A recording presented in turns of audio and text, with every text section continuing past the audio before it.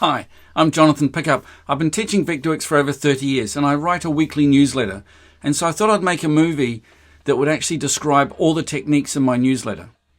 Now to me, this is a standard way of doing it, where you go, okay, well, let's go copy and let's go paste. Then we use the move command where we go modify, move, let's move that, and we'll move it across whatever it is. Let's make it 5 feet, about minus 1500 millimeters.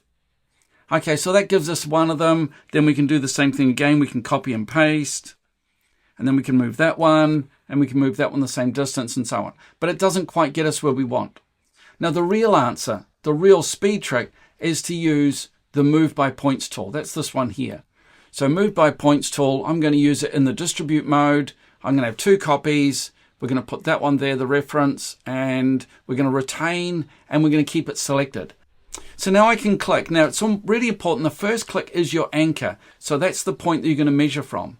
The next click is your end point. And the objects will be distributed between these 2 points.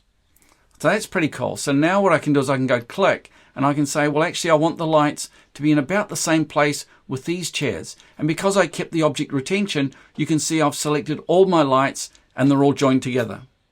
Hey, become a member. If you want to just get access to my courses, join the standard. If you want to get all of my tips and tricks, become a premium.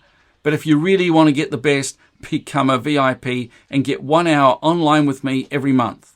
Thanks for watching.